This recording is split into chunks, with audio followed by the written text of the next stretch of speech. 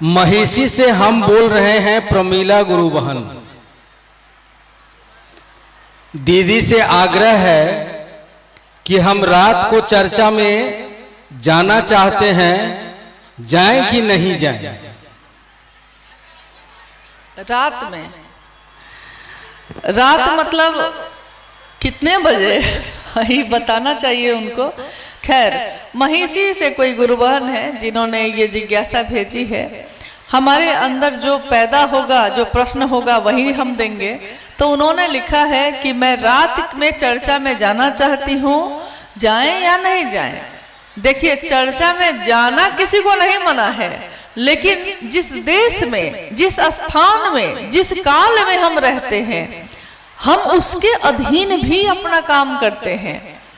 रात बनाई गई है सोने के लिए, सोइए, अपने घर परिवार को देखिए और दिन में शिव चर्चाओं में जाइए या शिव चर्चा में किसी को बुलाइए। आप कहिएगा महादेव तो मेरे गुरु हैं, हम कभी भी उनको अपना गुरु बना सकते हैं, हम कभी भी उनकी बात कर सकते हैं। आप कर सकते हैं, आपको अधिकार है, आपके गुरु हैं वो। तो गुरु पे शिष्य का अधिकार होता है और शिष्य का अपने गुरु पे अधिकार होता है। लेकिन मर्यादा में तो ये धरती भी है, परिधि में तो ये आकाश भी है। ये सूरज भी अगर अपनी जगह छोड़ दे तो प्रलय हो जाता है।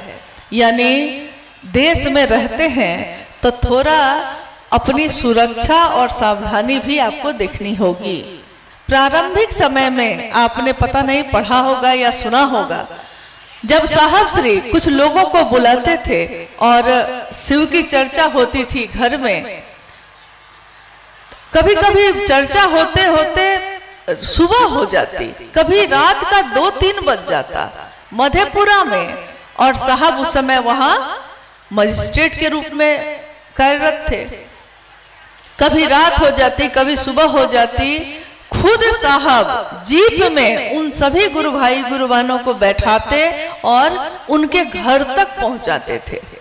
लोग कम थे और साहब की परवाह भी उस समय थी इतनी कि कम लोग हैं, उनको वो खुद पहुंचाते थे। शिव की चर्चाओं में सैकड़ों, हजारों और लाखों, करोड़ों में आज शिव के शिष्य हैं। स्वाभाविक है, संख्या बहुत ज्यादा है और सुरक्षा और व्यवस्था भी देखनी पड़ती है। और ये हम सबों के लिए प्रतिदिन का काम है। जिस तरह हम अपने पति, अपनी पत्नी, अपने माँ बाप, अपने बच्चों के लिए प्रतिदिन काम करते हैं, उसी तरह हम अपने महादेव के लिए, क्योंकि शिव मेरे गुरु हैं, आपके भी हैं, तो मेरे गुरु शिव के लिए प्रतिदिन हम ये काम करते हैं। महादेव की बात करते हैं, दूसरों से दया मांगते हैं, नमन करते हैं। अब प्रतिदिन जो काम होगा अगर संतुलन में नहीं होगा तो पता चलेगा कि घर की व्यवस्था भी बिगड़ गई। अगर हम रात में 10 बजे तक शिव चर्चा में ही रह जाएंगे और लौटेंगे अंधेरे में, सुरक्षा देखने वाला कोई नहीं है, घर पहुंचे हैं तो बच्चे भूख से सो गए हैं और पूरे घर की व्यवस्था चरमरा गई है। लोग कहेंगे कि शिव की चर्चा करने वाले लोग अपने घर को नहीं देखते, अपने माता पिता की सेवा नहीं करते, अपने बच्चों को बेसहारा छोड़ देते हैं, यही कहेंगे ना। क्या हम चाहते हैं कि मेरे गुरु पे कलंक लगे? साहब श्री ने इस कलंक से बचाने के लिए ही हम लोगों के लिए कुछ निर्देश जारी किए। उन्होंने कहा कि कोई भी शिव की चर्चा दिवा काल में की जाए, यानी दिन में किया जाए, और किसी हालत में शाम से पहले वो चर्चा खत्म हो जाए, ताकि लोग समय पे अपने घर को लौट जाए, सुरक्षित लौट जाए। उन्होंने कभी ये नहीं चाहा कि हमको बहुत अच्छा लगता है इसलिए लोगों को जुटा लें और लोगों को परेशान करें। ये किसी भी शिव शिष्य का लक्षण नहीं होता कि वो दूसरों को परेशान करे। हमेशा हम लोग एक दूसरे की परवाह करते हैं। कभी कभी कोई गुरु भाई आए और उन्होंने कहा कि गुरु बहना लोग चाहती हैं कि हम आए और रात 10 बजे तक चर्चा हो। साहब श्री ने कहा आपको अच्छा लगता होगा, क्या आप अपनी बहन को भी उस चर्चा में लाते हैं?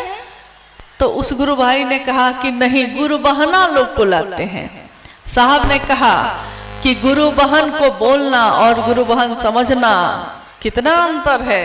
आप अपनी बहन को नहीं लाते क्योंकि उसके घर में लोग खाएंगे क्या और वो सुरक्षित जाएगी कैसे, लेकिन गुरु बहनों को आप जमा कर लेते हैं और वो जाना भी चाहती हैं तो आप कहते हैं बहन बैठिए दूगो भजन और हो जाए, आपको अच्छा लगता होगा, लेकिन शिवशिष हरिदानंद को ये अच्छा नहीं लगता क्योंकि मेरी बहन है वो, मेरा भाई है वो, और उसकी सुरक्षा देखना भी मेरा ही काम है।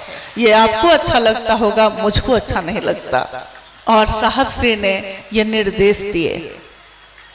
मेरा निवेदन है हम सभी शिव शिष्यों को, जिसने शिव का दान दिया है उनके अनुसार ही चलने की कोशिश करनी चाहिए। उनके दिशा के अलावा हम शिव शिष्य की दुनिया में भटकाव ही भटकाव है।